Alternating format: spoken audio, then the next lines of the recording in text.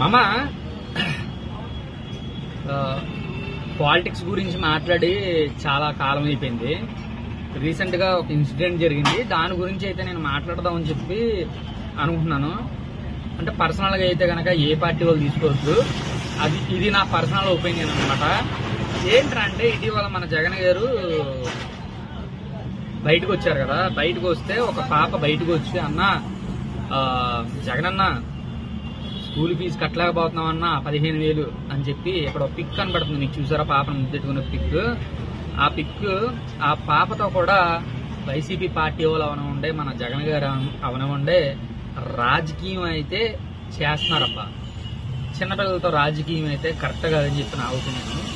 ఆ పాప కూడా చదివేది కార్పొరేట్ హై స్కూల్ అంటే ఢిల్లీ పబ్లిక్ హై స్కూల్లో చదువుతుందని చెప్పి అంటున్నారు చాలా మంది, 100%. ఇంకో ఫస్ట్ ఆఫ్ ఆల్ ఏంటంటే జగన్ గారి ప్రభుత్వంలో వచ్చేవాడికి ఎప్పుడు మనకి 15,000 రూపాయలు అనేది అమ్మఒడి ఇవ్వలేదు.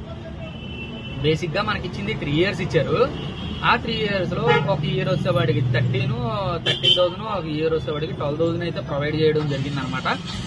ఎంతో కొంత సాయం అయితే చేశారు అమ్మఒడి. దాని మిగతాది ట్యాక్స్ ఏమైనా ఉండే, స్కూల్ మెయింటెనెన్స్ అని చెప్పి అమౌంట్ అయితే కట్ చేసి ప్రజల అకౌంట్లో అయితే వేశారు.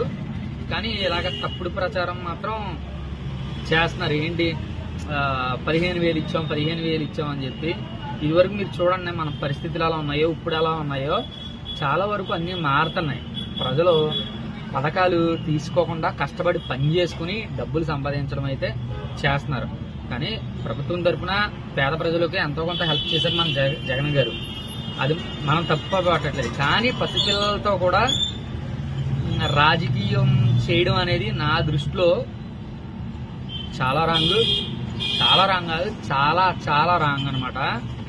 ఈ పద్ధతి మార్చుకుంటే నెక్స్ట్ వచ్చే ఎలక్షన్స్ లో కొంచెం పోటీ ఇచ్చే అవకాశం అన్న ఉంటది. లేదు మేము పాత ధోరణిలోనే ఉంటాము అనే ఉద్దేశంలో ఉంటే అసలు నడవదనమాట బండి.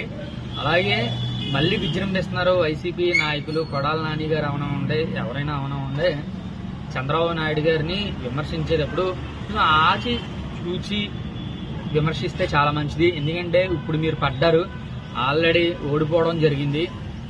ఓడిపోయి మీరు ఏం నేర్చుకున్నారు? మీరు ఓడిపోవడానికి గల కారణాలు పథకాలు అమలు చేయడం కాదు, అది చాలా చాలా చాలా బాగా అమలు చేశారు, దాని గురించి కాదు. మీ నోరే మిమ్మల్ని ఓడిపోయేటట్టు చేసింది, మీ బిహేవియరే, ప్రజల మీద ఉన్న బిహేవియరే మిమ్మల్ని ఓడిపోయేటట్టు చేసింది అని చెప్పి నా అభిప్రాయం. మరి మీరేమనుకుంటున్నారో మన కామెంట్ బాక్స్లో అయితే కామెంట్ చేసేయండి. Thank you. Signing off Ashok.